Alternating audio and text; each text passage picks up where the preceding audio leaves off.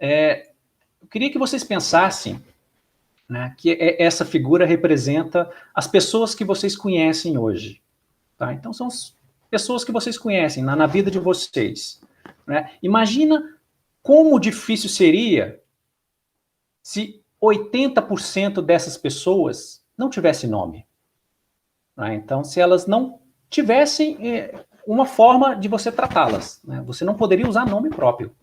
Né? Então, ficaria bem difícil de vocês se comunicarem, né? Conversar um com o outro, elaborar estratégias, sejam essas estratégias de políticas públicas. Né? É muito complicado você pensar que 80% dessas pessoas sem nome é um caos. Né? Mas é esse caos que está na nossa biodiversidade.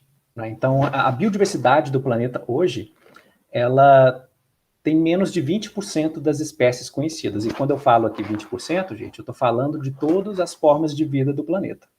Tá? Então, não só animais vertebrados, mas também insetos, animais marinhos, bactérias. Então, a gente conhece muito pouco da nossa biodiversidade. Tá? Então, vocês baterem o olho nesse slide e perceberem que ele é muito mais indefinido do que definido, né? Então, 20% das espécies. E conhecer essas espécies, isso é essencial para várias metas internacionais, né? Para vários objetivos globais de conservação. Então, a gente tem, por exemplo, a Convenção sobre a Diversidade Biológica, que é um tratado que foi assinado por países dentro da ONU, né? Que consideram a biodiversidade como um bem comum da humanidade. Né? Então, assim, a gente precisa, como um todo, como várias nações juntas, preservar a biodiversidade. E a CDB, né, a Convenção sobre a Diversidade Biológica, ela tem reuniões frequentes, né? Geralmente a cada 2 anos, para tratar sobre biodiversidade, e tem reuniões anuais para tratar sobre o clima. Né? Então, tem objetivos, aqui nesse slide tem o objetivo 14 e o objetivo 15, né? Que eles envolvem a melhoria do nosso conhecimento sobre as espécies que estão abaixo da água, as espécies acima da terra, né? A elaboração de estratégias mais eficientes de conservação, né? Que incluam aí os cenários futuros de mudanças globais que estão por vir. Então, isso tudo, né, essas políticas de conservação, elas são construídas em cima de dados de biodiversidade.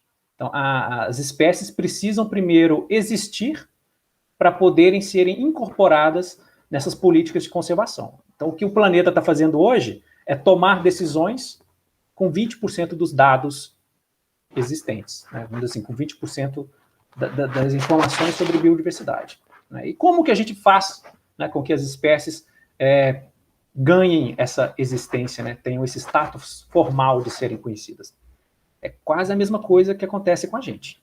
Né? Então, nós precisamos ser registrados no cartório. Quando você nasce, seus pais vão no cartório e eles vão te registrar, e a partir dali você passa a ser um cidadão, né, reconhecidamente, né, pelos órgãos públicos, né, pelo governo de um determinado país, de onde você é natural. Então, a gente tem esse processo de registrar com uma certidão de nascimento. Na natureza, a gente também tem essa certidão de nascimento para as espécies. Né? Existe um código de nomenclatura que determina como que a gente vai nomear as espécies. Né? Então, atualmente, tem 5 versões desse código. Né? Ele começou lá em 1758, então são mais de 260 anos atrás. Né? Esse código começou com o Linneu, né? Que era um naturalista sueco, e a gente tem aí variações do código para tratar. Né? Tem um código específico para algas, fungos e plantas, um para animais e protozoários, outro código para bactérias. Né? Esses todos aí são naquele formato binomial de nome científico, né? Que nem os humanos são tratados como Homo sapiens, né? Então, é esse binômio que tem o gênero e o epíteto específico. Então, e tem também outros 2 códigos desenvolvidos aí para plantas cultivadas e para vírus. A gente vê que a nomenclatura de vírus ela é um pouco mais diferente, é exemplo do que a gente fica vendo essas siglas e oscilações em torno aí das cepas do Covid, por exemplo. Né? Então, a certidão de nascimento e a descrição de uma espécie, elas vão ter semelhanças. Né? Então, do lado esquerdo da tela, vocês estão vendo um modelo de certidão de nascimento. Do lado direito, é só a primeira página de um artigo que descreve uma espécie nova. Tá? Então, em ambos, né, a gente tem data, então tem a data de nascimento da criança e tem a data de publicação do artigo, que formaliza a descrição da espécie. Né? Ambos vão ter município, então tem o local onde você nasceu sendo informado, e tem um local onde essa espécie foi coletada, né, pela primeira vez, onde o material testemunho dessa espécie foi coletado. Então também informa o município. Tem também quem assina esse documento. Né? Então lá no cartório, né, o tabelião, né, ele vai assinar a certidão de nascimento. Né? E no caso das espécies, a gente vai ter taxonomistas, né, esses cientistas que vão assinar o artigo de descrição das espécies. E tem várias outras informações que a gente consegue extrair de um artigo de descrição. Né? Então aqui eu só estou dando um exemplo aqui, ó, data, localidade, quais são os pesquisadores, quantos são, né? Tem filiação, de onde são, enfim, tem uma série de informações. Né? Uma vez que a gente consiga publicar essas descrições, então a gente está fazendo o registro formal das espécies e agora elas podem ser incorporadas em estratégias de conservação. Né? Ao longo do tempo, esses registros vão variar. Né? Então esse mapa está mostrando para a gente o número de espécies acumulado.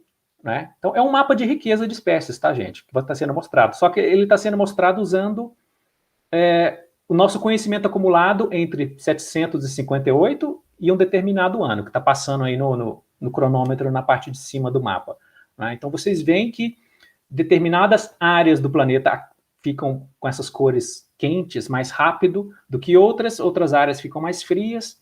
Né? Então são áreas que têm menos espécies e alguns locais têm mais espécies. Né? Esse mapa foi preparado para vertebrados terrestres. Né? Então aqui eu estou falando de anfíbios, répteis, aves e mamíferos. Né? E esses registros que se acumularam ao longo do tempo, eles não são uniformes, eles não acontecem da mesma maneira para diferentes grupos de organismos. Né? Então, se a gente pegar esses mapas para anfíbios, para répteis, aves e mamíferos, vocês vão perceber padrões diferentes acontecendo. Né? Então, as cores mais quentes, elas vêm muito mais cedo, por exemplo, para aves e para mamíferos, do que para anfíbios e para répteis. Né? Isso já dá um sinal para a gente de que o nosso conhecimento sobre mamíferos e aves, ele avançou muito mais rápido do que sobre anfíbios e répteis.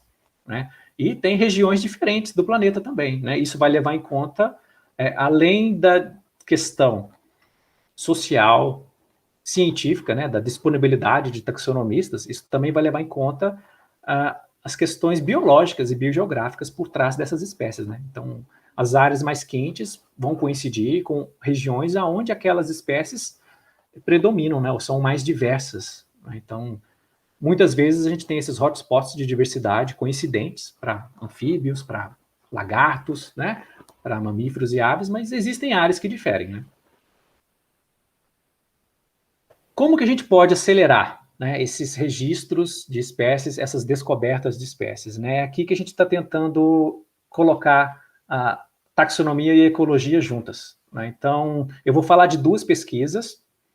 Uma dessas pesquisas, ela visa primeiro entender onde a gente deve procurar por novas espécies. Né? Como que a gente identifica regiões, clados são grupos de organismos, né?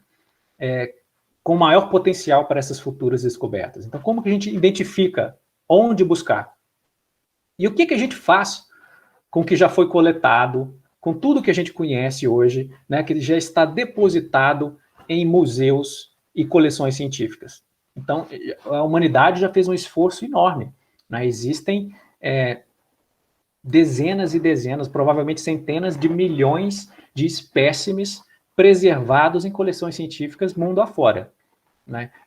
Desse material que está na coleção, ele provavelmente não foi analisado e explorado com todo o rigor possível. Como que a gente consegue melhorar isso? Né? Então, quais fatores podem acelerar, né, a descoberta de espécies após elas já terem sido coletadas na natureza? Então, começando com essa pergunta da esquerda. Né? Será que as chances de descobrir espécies são iguais? Né? Então, essa pergunta, ela é quase que retórica, né, gente? Não serão iguais. Né? Então, aqui a gente tem, por exemplo, uma ema, né, é uma espécie de ave de grande porte, né, e um sapinho, pingo de ouro, ele é uma espécie, homenageia Pink Floyd, que ele é do tamanho de uma unha, esse é o adulto, né, ele tem 1 centímetro de tamanho, né. Essa ema, ela ocorre em grande parte da América do Sul, né, então é uma espécie super bem distribuída geograficamente, enquanto que esse sapinho ele é endêmico de uma montanha lá em Minas Gerais, na região da Zona da Mata, né? Essa bolinha aí está 20 mil vezes maior do que o local onde ele ocorre, né? Porque não dá para representar no mapa assim, mas é só para mostrarem, para mostrar para vocês. Será que esse tamanho de corpo gigante da ema, o fato dela ocorrer em várias regiões, fez com que ela fosse descoberta mais cedo do que esse sapinho, que é minúsculo e ocorre somente num local pequeno, né?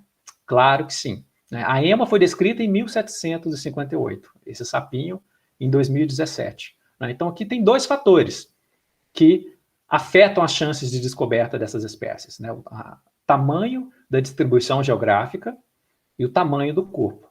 Mas existem mais fatores do que isso.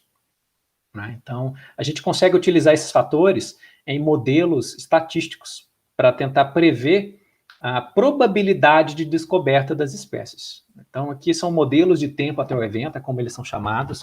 Né? Muitas vezes, na biologia, essas análises também são conhecidas como análise de sobrevivência. Tá? Então, para germinação de sementes, para morte de micro-organismos, coisas desse tipo. Né? Então, a gente tem um evento. No nosso caso, o evento de interesse é a descrição da espécie. Temos o tempo que a gente vai contar, quantificar, até que esse evento aconteceu. Então, aqui, o tempo é a quantidade de anos que se passou, desde o início da taxonomia moderna, lá de 1758, até o ano em que a espécie foi descrita. E temos várias características. Né? Então, eu falei aqui do tamanho de corpo, da distribuição geográfica, mas a gente pode avaliar também acessibilidade, né, se a espécie ocorre em áreas que são acessíveis, né, então é fácil de chegar. Né? Atividade taxonômica, a espécie ocorre em uma área onde tem muitos taxonomistas trabalhando, a espécie, né, pertence a uma família taxonômica, a um clado, né, onde tem muitos taxonomistas trabalhando, né? Como que é o ambiente onde essa espécie ocorre, né? É um ambiente de clima temperado, de clima tropical, né? Isso também reflete outras coisas, né?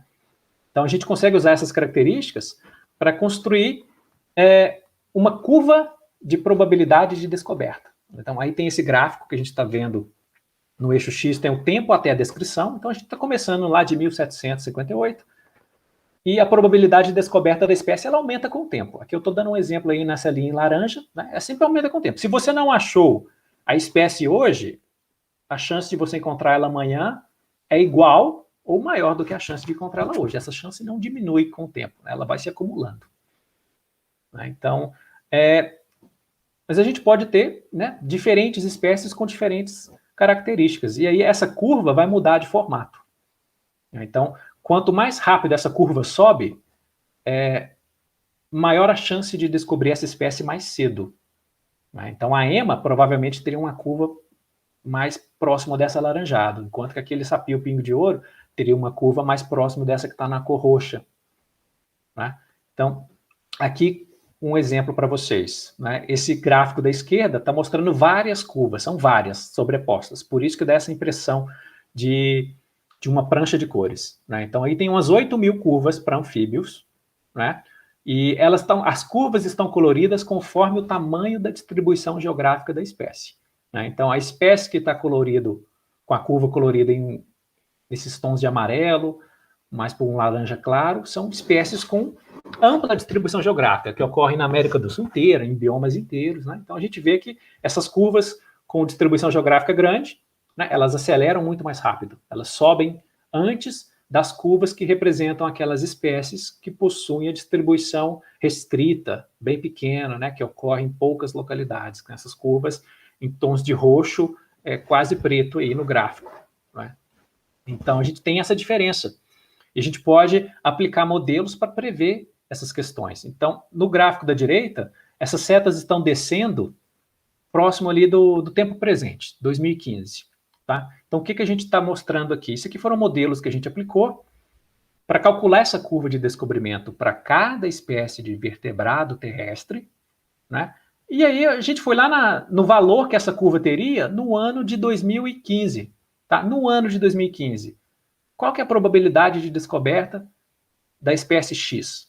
Né? Dadas as características que ela possui de tamanho de corpo, das localidades de onde ela ocorre, né? Qual que é a temperatura, a precipitação, elevação, o número de taxonomistas que trabalham na região, o número de taxonomistas que trabalham com aquele grupo de espécies. Enfim, a gente consegue desenhar essas curvas para todas essas espécies. Uma vez que a gente extraiu essa probabilidade de descoberta no tempo presente, né, aí a gente consegue fazer umas operações matemáticas bem simples para extrair uma informação muito relevante.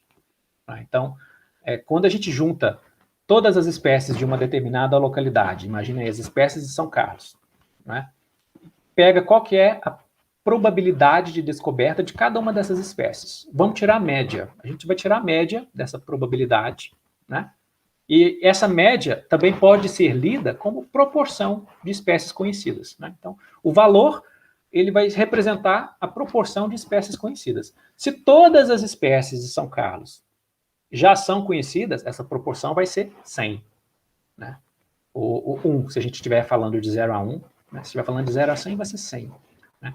Se essa proporção for menor do que 100, que significa que existem espécies a serem descobertas ainda. Né? Então, a gente tem a proporção de espécies conhecidas e a riqueza de espécies conhecidas, né? Que é a quantidade que vocês têm em mãos. Né?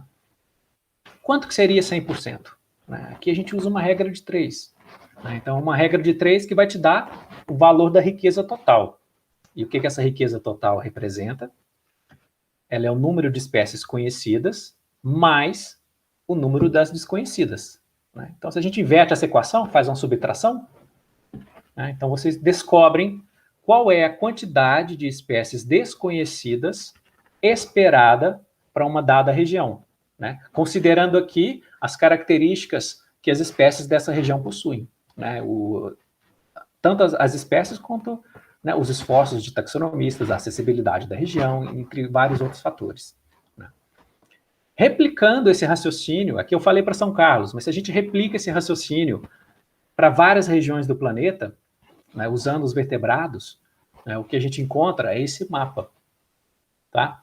Então, esse mapa está mostrando para a gente quais são os hotspots para futuras descobertas de novas espécies de vertebrados terrestres. Né? Então, a gente observa que 10% da superfície do planeta é responsável por 70% das futuras descobertas de vertebrados terrestres. Né? Então, tem muita coisa ainda para ser descoberta, né? Mas essas novas espécies estão concentradas em certas regiões. Né? Então, a gente já percebe de olhar por esse mapa, né, que tem um grande destaque aí para a região dos Andes, né, para essas florestas tropicais. Então, tem a região dos Andes, a região de Mata Atlântica, as florestas tropicais na Indonésia, na região da África, em Madagascar, né, na bacia do Congo. Então, tem várias regiões onde as florestas tropicais predominam, e elas são muito importantes por abrigar novas espécies. Né? Então, a gente tem esses mapas separados, né? A gente pode ver regiões que são hotspots só para um determinado grupo de organismos, e não para todos. Né?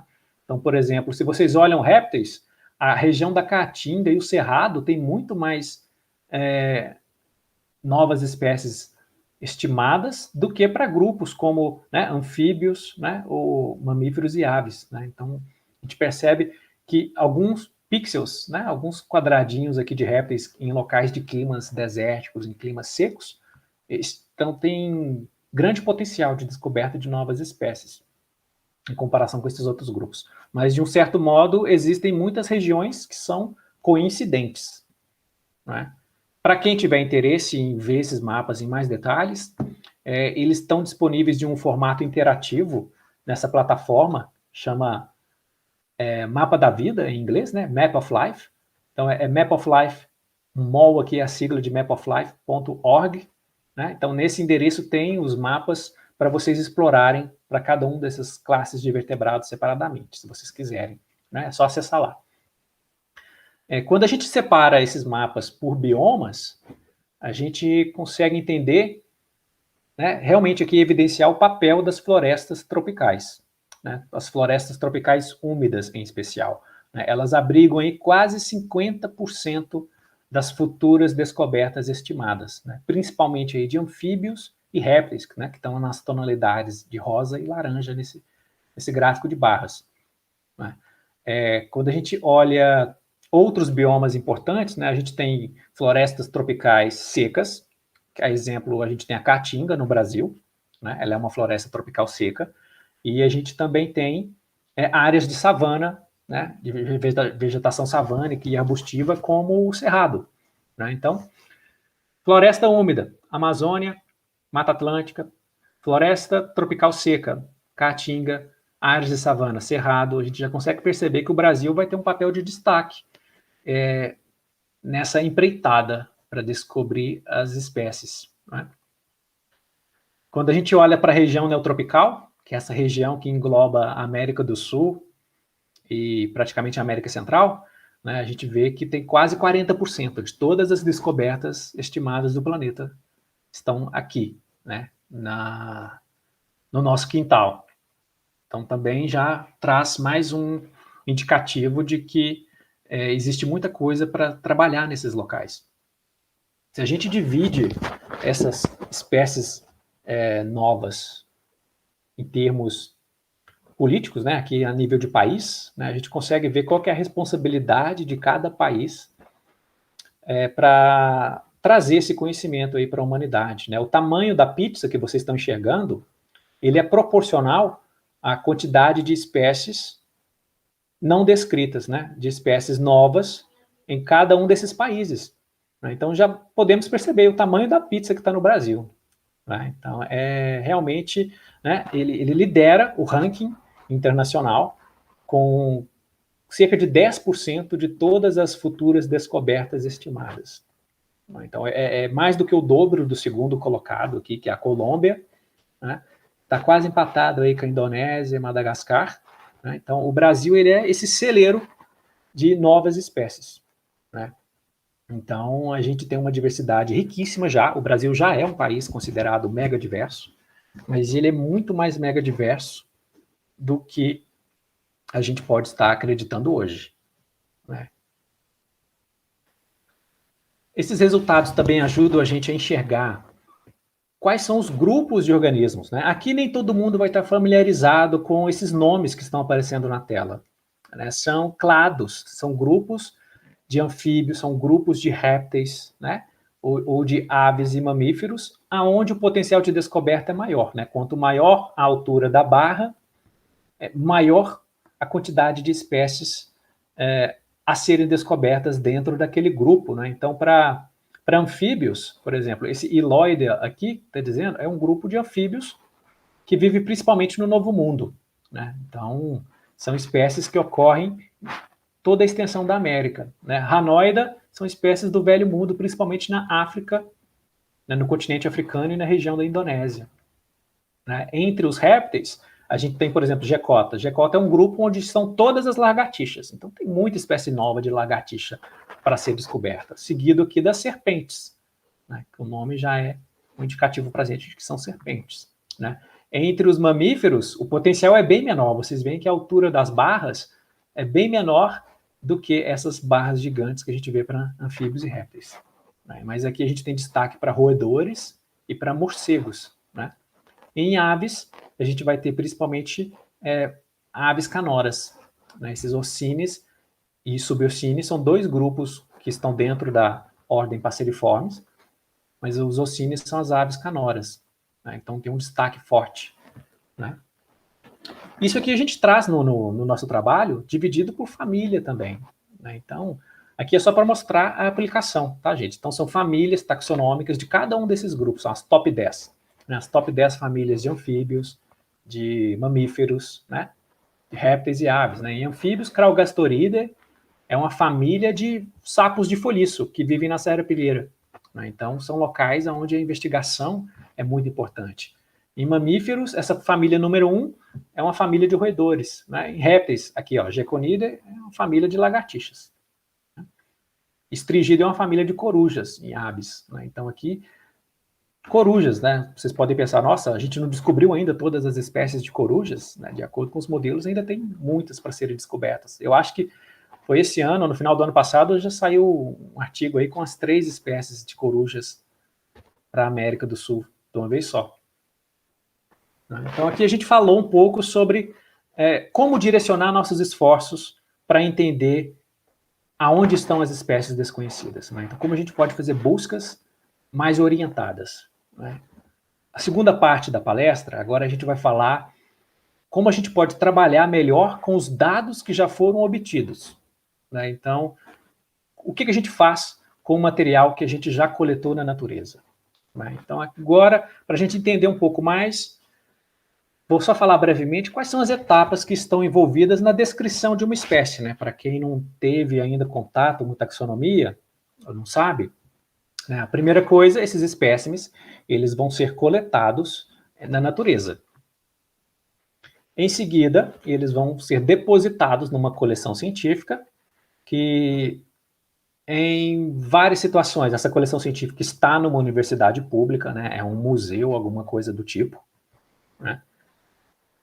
Lá na coleção científica, esses espécimes vão ser examinados, eles vão ser comparados com outros espécimes que estejam ali, né?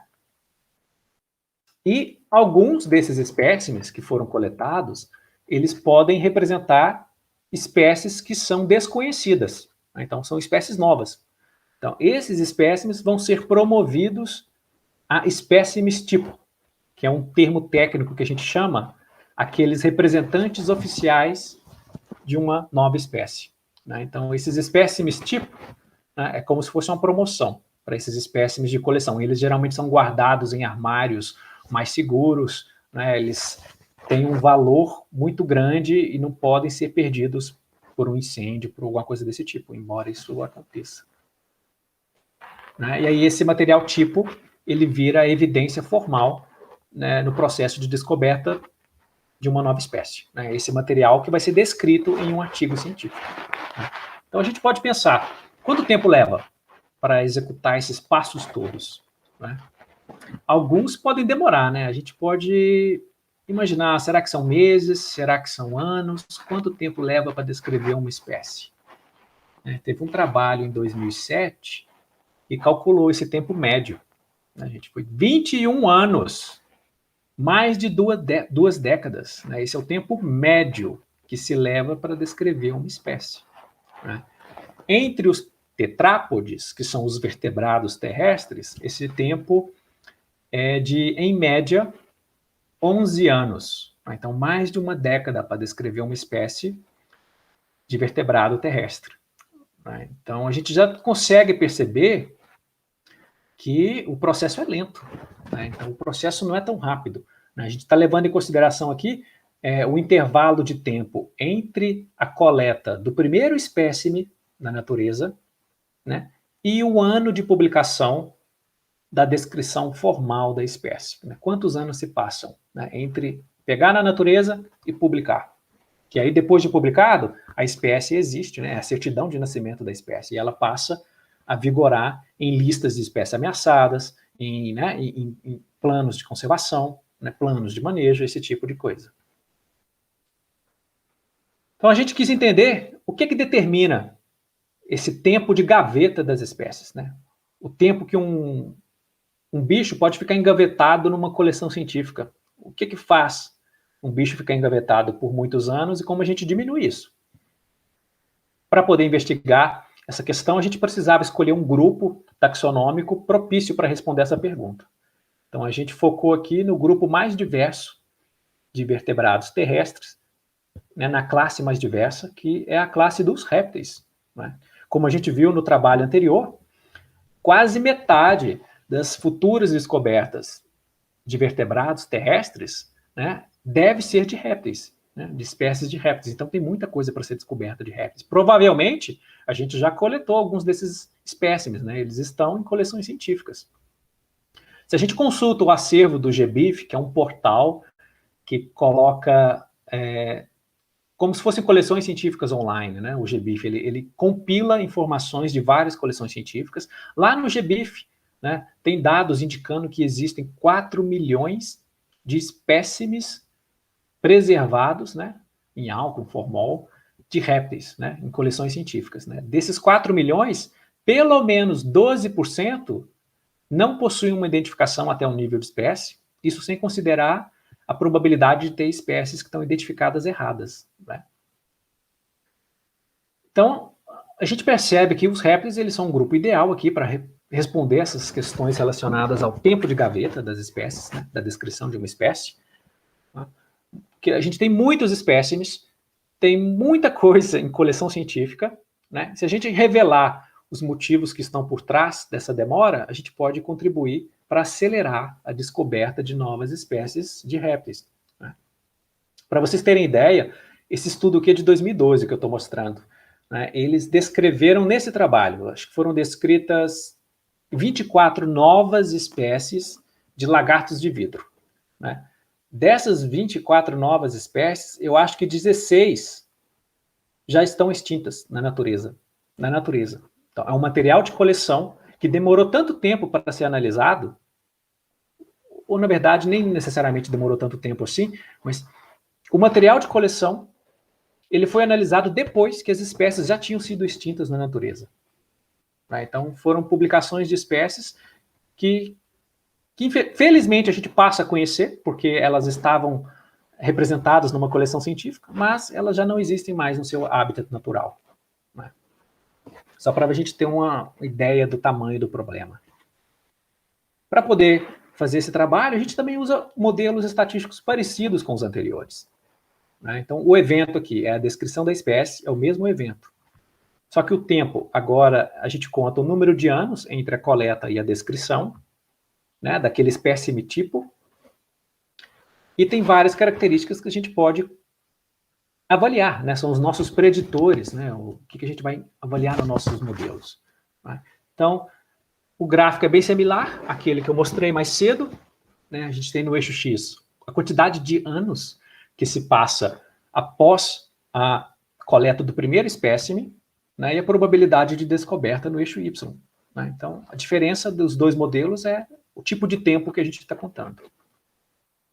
Por exemplo, uma espécie de grande porte, ela pode ser mais fácil de ser trabalhada numa coleção. De repente, você não precisa de um material tão minucioso para olhar um bicho que é muito grande, né? Você pode ver características a olho nu. O próprio armazenamento desse material na coleção pode exigir que esse material seja trabalhado de uma maneira mais rápida.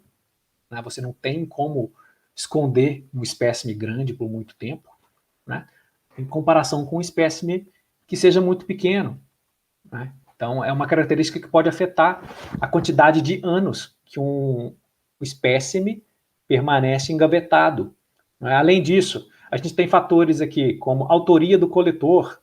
Né? Se quem coletou a espécie na natureza já é um taxonomista, uma pessoa que trabalha com isso, às vezes a pessoa já coletou sabendo que é uma espécie nova, já vai para a coleção trabalhar com ela. Às vezes essa coleta aconteceu por um guarda florestal, um bombeiro, um fazendeiro, foi um bicho atropelado, né, um bicho, né, teve algum fim, e foi redirecionado para uma coleção científica no momento posterior. Né, e aí esse bicho não foi coletado por um taxonomista, ele pode permanecer ali sem atenção, né, despercebido por mais anos. Né.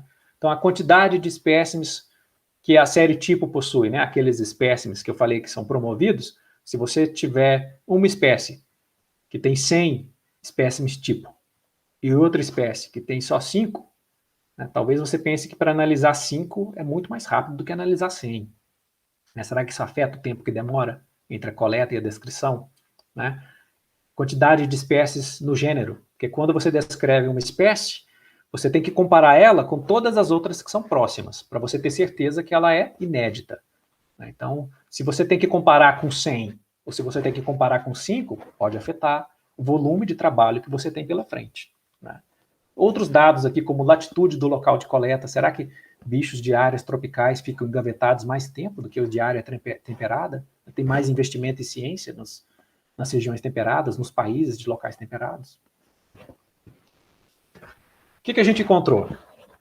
A gente fez esse trabalho para os répteis do planeta todo, e a gente percebeu que 50% das espécies de répteis permaneceram pelo menos 5 anos na coleção científica, engavetadas, né? Então passaram-se 5 anos entre a coleta e a descrição. Para um quarto das espécies, passaram-se 12 anos, né? Um tempo bem longo, né? Uma década, né? Aí já tem a formação, tem quase uma graduação, um mestrado e um doutorado, né? Entre a coleta e a descrição da espécie. Os recordistas nessa nossa análise foram uma lagartixa, essa espécie, que ela é do Sri Lanka, né? Então ela tinha sido coletada em 1852. Né? Foi descrita em 2007. Então foram 155 anos que esse bicho permaneceu preservado em um pote com formol álcool, né? E veio a ser descoberto, né, poucos anos atrás. Né? Essa serpente, por outro lado, ela ocorre na ilha de Ceram, que é lá na região da Indonésia, e ela foi coletada em 1862, né? E foi descrita em 2008, né, gente? Para ela poder ter sido descrita em 2008, esse espécime teve que ser resguardado numa coleção científica, né? Ser armazenado por 146 anos. Né? Essa coleção científica não pegou fogo, não foi destruída, não aconteceu nada disso. Né? Isso só aconteceu porque esses espécimes foram garantidos, né, a segurança deles por século, quase séculos, né? Um século e meio. Aqui está a representatividade, só para vocês verem de onde vieram esses espécimes tipo, né? A localidade tipo, né? De todos os répteis que a gente analisou. Na verdade, é que a gente analisou os répteis dos últimos 25 anos. Foi de 1992 até 2017, quando a gente fez esse trabalho. Né? Então, em laranja tem os locais dos lagartos, em azul das serpentes. Vocês conseguem ver algumas semelhanças com aquele mapa que eu mostrei mais cedo, né, das espécies, de aonde estão as espécies desconhecidas de répteis. Né? Então, a região dos Andes, novamente, a América Central, né? Tem ali o litoral, a Mata Atlântica, um pedacinho ali entrando para o Cerrado, para a Caatinga, né? Tem essas áreas de florestas tropicais na África, né, que pega principalmente aqui a Bacia do Congo, a região das Afromontanhas, Madagascar, e olha a Indonésia, né? A Indonésia recheada de novas descobertas. Isso aqui já foram espécies descobertas, tá, gente? Mas só mostrando aonde elas estão localizadas. Então, muita diversidade nesses locais. E essas barras estão mostrando o tempo em que as espécies permaneceram engavetadas dessas regiões. Né? Então a gente vê aqui na região neotropical, vamos focar na região neotropical. O nosso eixo Y mostra a quantidade de anos, que vai de 0 a 150. Tá? Então, nos lagartos, essa barrinha aqui, gente, eu não consigo ler o valor aqui para falar para vocês, no artigo eu não lembro de qual. Mas a gente vê que os lagartos parece que ficaram engavetados um pouco menos de tempo do que as serpentes, né? Mas ainda assim, a gente vê uma variação entre as regiões do planeta. Né? Só para vocês perceberem, o eixo Y, na região neotropical, olha, vai de 0 a 150. Na região da Indomalaia, de 0 a 150. Né? Agora, olha uma região temperada no Neártico, de 0 a 40 aqui, ó, de 0 a 100. Né? Já está mostrando que lá nas áreas temperadas, talvez os espécimes permaneçam engavetados por menos tempo. Quais foram os fatores que explicam essa questão? Né? Então, aqui eu vou mostrar para vocês um gráfico. Vamos desconstruir aqui o gráfico, antes dele aparecer. Vão ter uma série de símbolos nessas cores, né? Porque a gente precisou repetir a mesma análise usando intervalo de coleta diferente. Então, a gente pegou todos os espécimes que tinham sido descritos desde 1992 até 2017. Não significa que eles foram coletados de 92 a 2017, né? Teve bicho que foi coletado há mais de 150 anos atrás. Então a gente foi restringindo o dataset por o período de coleta dos espécimes, né? Então, o intervalo completo, o símbolo em azul, ele vai mostrar o resultado da análise quando a gente pegou os bichos todos, né? Desde quem tinha 0 anos de intervalo entre a coleta e descrição, porque aconteceu, né? Teve bicho que foi coletado e descrito no mesmo ano, e teve bicho que foi coletado e descrito com 155 anos de intervalo, né? E a gente restringiu isso até o intervalo de 92 a 2017, que é o mesmo intervalo que a gente usou para incluir as descrições, né? Então tem tanto descrições quanto coletas, de 92 a 2017, para tentar ver se os efeitos daquelas variáveis que a gente investigou, se eles são fortes o suficiente para permanecerem, né? À medida que a gente caminha desse símbolo azul por amarelo, a gente está diminuindo o dataset, está diminuindo a importância de umas variáveis históricas. Então, se for significativo com o símbolo amarelo, tá legal. O que a gente encontrou foi isso aí, tá? Que está mostrando à direita.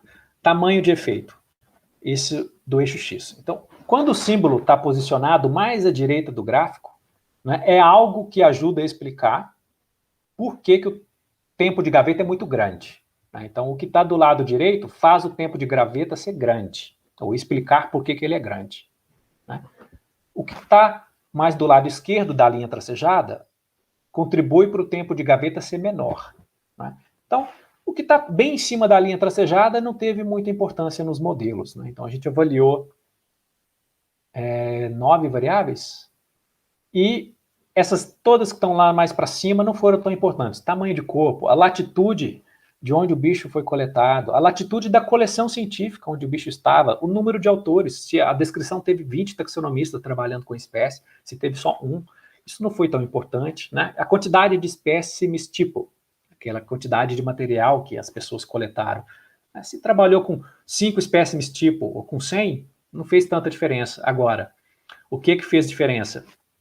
Número de espécies por gênero, né? Então, se você tinha um gênero, você estava descrevendo a espécie que pertence a um gênero que é super rico, tem várias espécies, isso, na verdade, favorece o tempo de gaveta ser menor. A gente vai falar por quê. Se o coletor é autor, né? Então, aqui, se um taxonomista que capturou o bicho na natureza, isso facilita também o tempo de descoberta. É um dos itens mais fortes dessa análise, né? Revisão taxonômica, por outro lado, está do lado direito aqui do gráfico, né? Então, isso está mostrando é o quê?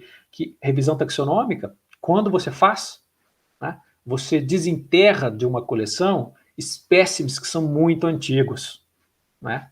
E se inclui ou não análise molecular, também não teve tanto efeito assim. Então, a gente vai dar destaque para essas 3 variáveis, né?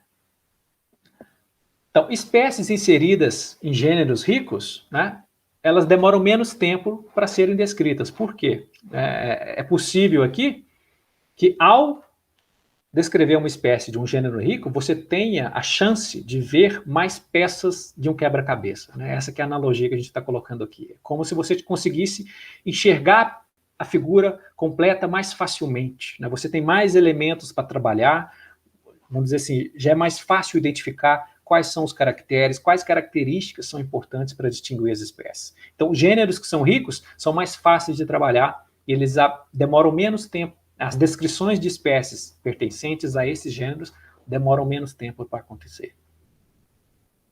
Por outro lado, quando a coleta é feita por especialistas, quem viu a palestra de ontem sabe quem que é essa pessoa aí na tela. Quando a coleta é feita por especialistas, isso significa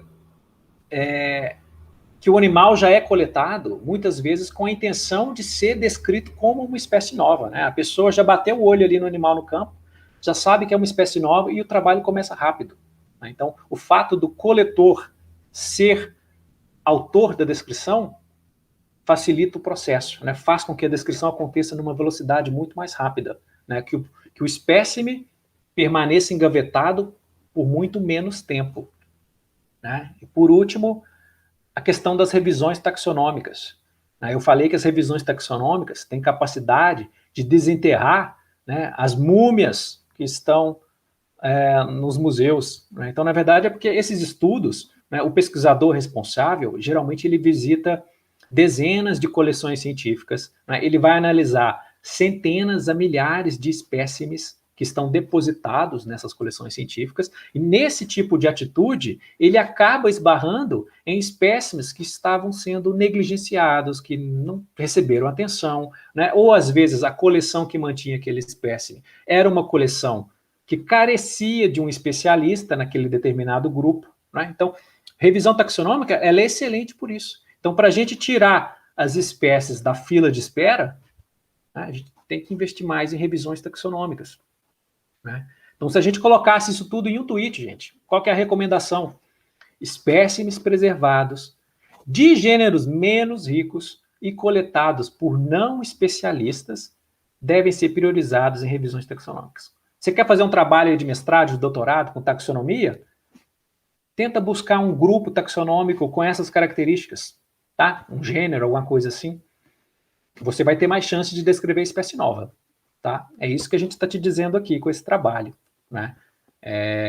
Não que não seja interessante analisar grupos já estabelecidos, né? Muitas vezes vocês podem revelar outras coisas, mas se você está, né, com esse interesse de descrever uma nova espécie, essas dicas aqui podem te ajudar, né? Então, gente, nós conhecemos 20% das espécies do planeta. Eu quis mostrar aqui para vocês como que a gente consegue utilizar as informações que estão associadas às descrições de espécies. Todos esses dados que eu mostrei aqui, esses estudos, foram feitos usando descrições de espécies, né? Peguei o artigo de descrição e a gente foi lá coletar as informações que estavam disponíveis no artigo. Quantos autores, de onde a espécie é, né, onde ela ocorre, coordenada geográfica, e com isso a gente consegue desenvolver esses trabalhos, né? Então, são dicas para que a gente possa mudar o cenário, né? A gente possa acelerar o processo de descoberta de espécies, né? Remover do anonimato, né, a biodiversidade planetária, né? Para quem tiver mais interesse, eu estou chegando no final, né? Aqui estão as referências dos artigos completos, né? O primeiro tópico da palestra está nesse artigo na Nature Ecology and Evolution, que saiu recentemente, no começo do ano. O segundo tópico, eu trabalhei nesse artigo da Zoological Journal, ele saiu em dezembro do ano passado, também está bem fresquinho, né? Se você achou legal o assunto, você acha que vai ter algum familiar, algum amigo que não é biólogo, mas que pode se interessar, né? Então, a pessoa não quer ler coisa científica acadêmica, assim, tem muito material sobre esse assunto, sobre essas pesquisas, em videocasts e podcasts que eu pude participar ao longo desses últimos 12 meses, né? Então, tem o Vozes do Planeta, o Ciência Etc., com o Hugo Fernandes, né? Fervura no Clima, um canal ótimo no YouTube, né? O pessoal do Justiça e Conservação também, tem uma rádio muito legal em Curitiba, né? Eu escrevi um texto mais de divulgação científica sobre esse trabalho, saiu na Folha de São Paulo, no blog Ciência Fundamental. É um blog sensacional para quem quer ler textos bem embasados, que divulgam a ciência. Muito interessante esse blog, eu recomendo para todo mundo, né? E tem uma série de matérias que saíram em vários jornais que vão explicar com outras palavras, com outras analogias, de uma forma divertida, de uma forma mais técnica, né? Quais são as consequências, a importância de remover essas espécies do anonimato, né? Então, ficam todas essas dicas, né? Quem quiser encaminhar para colegas, familiares, enfim. Quem sabe a gente consegue despertar a atenção de pessoas para a biodiversidade, né? Queria agradecer mais uma vez ao pessoal da organização pelo convite, né? Agradecer as instituições que propiciaram a realização dessas pesquisas, né? Então, teve a UFPB, a Universidade de Yale, a Universidade de Viçosa e a Universidade de Tel Aviv, em Israel, né? Algumas organizações que também contribuíram, a Map of Life, né? Que é aquele site que eu mostrei para vocês, que está projetando, tem uma base interativa lá dos resultados do trabalho. A National Geographic também financiou parte desses estudos, e a Half Earth, né, que é um projeto desenvolvido por uma ONG liderada pelo Edward Wilson, para quem conhece biogeografia, é o Wilson, né, e a CAPES também, né. Eu deixando aí minhas redes sociais, para quem tiver interesse em saber mais um pouco do meu trabalho, o meu site pessoal, onde vocês podem achar mais informações. E eu também não podia deixar de agradecer os meus colaboradores, né, então as pessoas que trabalharam comigo, que me ajudaram nessa empreitada, né? É difícil fazer ciência sozinho, né? Então aqui a gente envolveu 5 pessoas para fazer esses trabalhos, né? E meus agradecimentos a todos eles, né? O Johnny Guedes, que está em cima à direita, né? Os professores o Walter Yates e o Renato Feio, e o professor Shai Meir, que é de Israel, certo? Espero que vocês tenham gostado da palestra e eu fico à disposição para responder algumas perguntas.